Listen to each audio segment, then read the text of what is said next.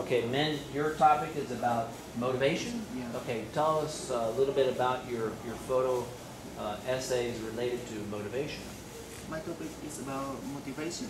For this topic, I choose these three pictures to describe my topics. The first picture, as you can see, is a garden. And my point of view, from my point of view, an organization is like a garden.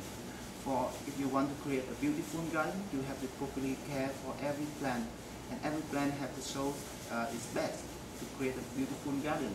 So for organization to survive, to develop and achieve its goal, its employees need to be motivated to perform to their best.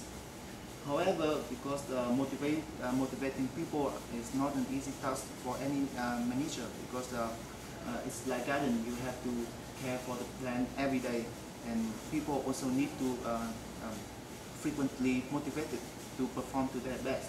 That's why it's although it's a difficult task, it's very useful if you can motivate your employees. And the second thing, the second picture is related to extrinsic and intrinsic factor of motivation.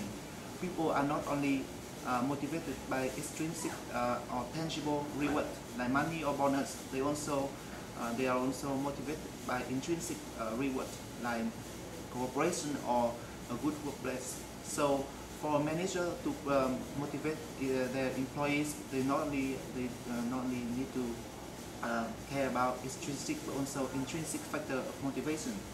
And the last picture related to the theories and the application of motivation, because we can find hundreds of topics or articles written about the study on motivation and theories study on how to motivate people, but how we apply it, how we use it in reality is more important, because every organization is different from one another, and people are different from one another. So depend on situation, depend on the organization or employees, we find different way to motivate them.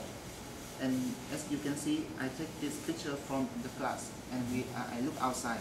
For the class inside, it stands for theory, and for the world outside, it stands for reality. That's my explanation. Wow, I like that a lot. I don't see any people. Where's the people? You know, because I want to. Yeah, there's people here. Well, that's a picture. That's a picture of a person.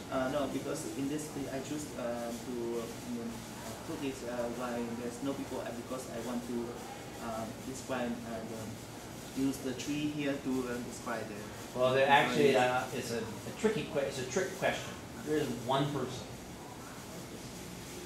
You. The eye of the seer, the eye of the observer, the mind of the seer, the eye of the seer is the most significant thing of what you're holding. So yes, you have, as a manager or supervisor, you kind of like have a helicopter view. You're part and you're separate at the same time. So from your point of view, you see this. So the most important person that in this whole matter is you, the observer. You're noticing, you're aware, you're thinking about the differences, and then in a fluid way, and then in some kind of fluid way as a manager or a supervisor, you have to deal with these things. You have to deal with the daily cultivation of the garden.